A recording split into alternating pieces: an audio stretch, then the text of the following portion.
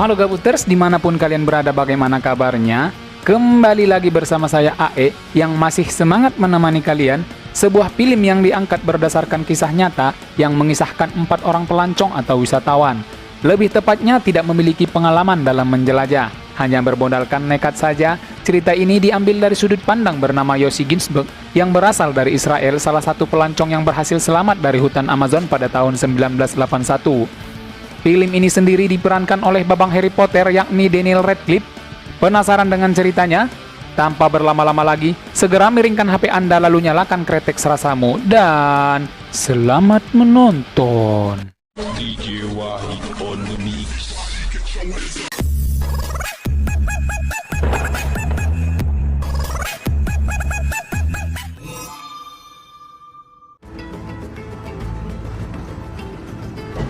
De nada, vaya con Dios. Berlatar di Bolivia, Amerika Selatan, kisah berawal dari Yossi Ginsberg yang meninggalkan Israel setelah 3 tahun jadi tentara karena bosan dan jenuh dengan semua itu. Yossi tidak ingin seperti manusia konvensional pada umumnya. Yossi menganggap bahwa itu bukanlah passionnya, melainkan berpetualang ke alam bebas dan ingin tampil beda. Inilah dia, Jungle. Di awal film kita diperlihatkan sebuah getek yang hendak menyeberang menuju kota Lavas, sebuah kota terpencil. Di dalamnya terdapat Yossi sedang berkenalan dengan pria bernama Markus tidak pakai horizon, yakni seorang guru asal Swiss yang sedang ambil cuti liburan. I'm Markus Stamm. Yossi Ginsberg. Setibanya di kota tersebut, tanpa sengaja Markus pun bertemu dengan teman lamanya. Mari saya perkenalkan Kevin, seorang fotografer asal Amerika yang tampaknya merasa kaget senang bertemu mereka.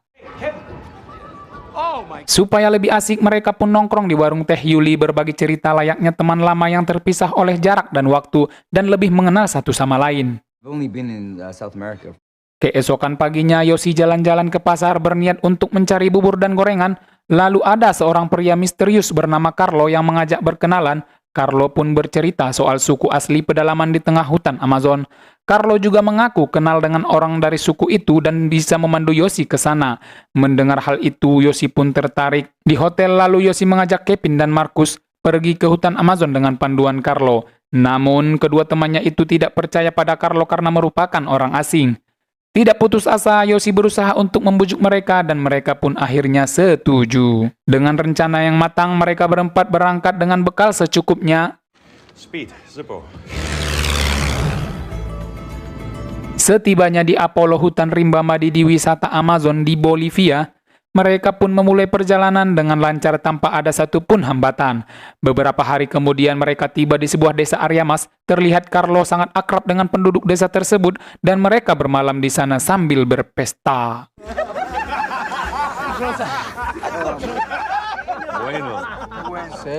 Keesokan harinya mereka bergegas untuk melanjutkan perjalanan kembali mengikuti aliran sungai. Yang di sana terdapat segerombolan kupu-kupu cantik, bukan kupu-kupu malam. Yossi pun minta dipoto untuk profil Facebook-nya. Kemudian perjalanan mereka semakin lama. Masalah mulai muncul ketika Markus mengalami luka di kakinya akibat perjalanan yang jauh. Dalam keadaan yang sama-sama lelah, sama-sama letih, mulai muncul perselisihan antar mereka berempat. I'm sorry that I can't keep up. You know that You're gonna eat out here. Markus yang dianggap lemah tidak dapat meneruskan perjalanan, lalu terjadi perdebatan antar mereka. Mereka pun terpecah jadi 2 kelompok. Carlo memilih jalur hutan bersama Markus, sedangkan Yossi dan Kevin meneruskan perjalanan dengan rakit menyusuri sungai. Terlihat Yossi dan Kevin sangat menikmati perjalanan mengingat sebelumnya Markus adalah beban bagi mereka. Kini sudah tidak lagi, sampai tiba waktunya mereka panik ketakutan ketika bertemu arus yang kuat, membuat mereka kehilangan keseimbangan sampai membentur batu yang besar.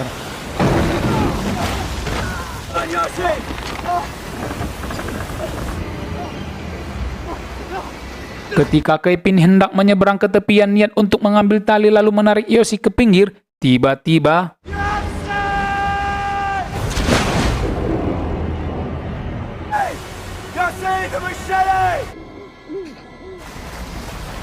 di sini Kevin dan Yossi pun akhirnya terpisah.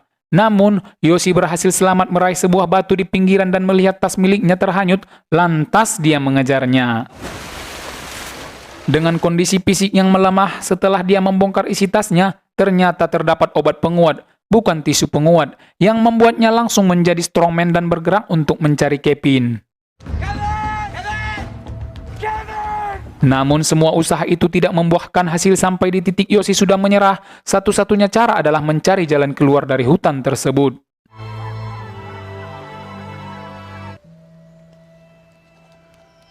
Tak terasa sudah 6 hari di hutan, tampaknya Yoshi sudah mulai terbiasa dengan kondisi itu. Jiwa Tarzannya pun sudah mulai terlihat ketika dia merasa lapar. Ular yang ada di pohon pun dilibas dijadikan makanan. Keesokan harinya ketika Yoshi terbangun merasa ada yang aneh di jidatnya, dia pun segera melakukan operasi di tempat dan ternyata adalah cacing parasit. Untung saja bukan teman parasit. Yoshi pun melanjutkan perjalanan dan menemukan 2 butir telur bebek angsa yang hampir jadi. Itu pun ia santap karena tidak ada pilihan lain. Setelah tenaga mulai terisi, kini Yoshi mulai berjalan lagi. Setelah jarak beberapa kilo, ia menemukan jejak sepatu yang dia pikir mungkin saja ada orang lain yang baru lewat, atau mungkin saja Kevin. Namun siapa sangka ternyata itu adalah bekas jejak sepatunya sendiri di mana dia menemukan telur bebek tadi. Lantas itu membuatnya marah dan ingin teriak. Stay on the river, stay on the river. Carlos, no! You, no!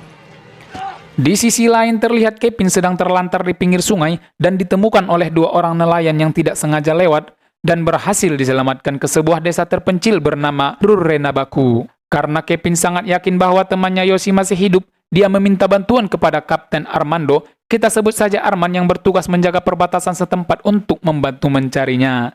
Lalu hari itu juga mereka terbang menggunakan pesawat capung, namun karena posisi pesawat terlalu tinggi dan Yoshi berada di tengah hutan membuatnya sulit untuk menemukannya.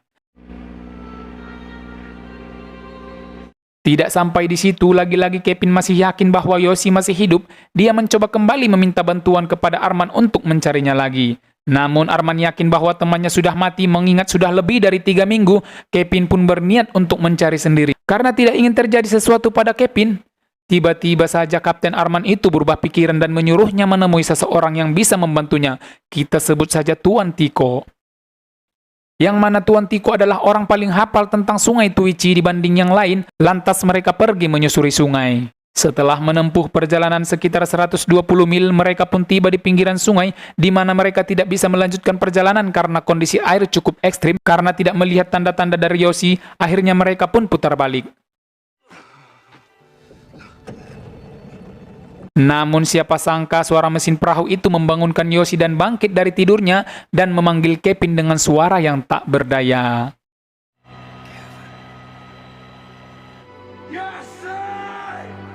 Ya, betul sekali, suara ikatan batin itu sampai kepada Kevin hingga membuatnya menoleh ke arah Yoshi. Seketika itu mereka pun putar balik untuk menjemput Yoshi.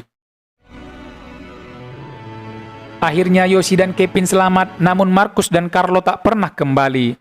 Berminggu-minggu Kevin mencari tanpa hasil, mereka tak pernah terlihat lagi. Diketahui Carlo adalah buronan karena sering membawa pariwisata masuk ke dalam hutan, dan tidak ada suku pedalaman di hutan seperti yang dikatakan Carlo. Tamat. Ending yang melelahkan.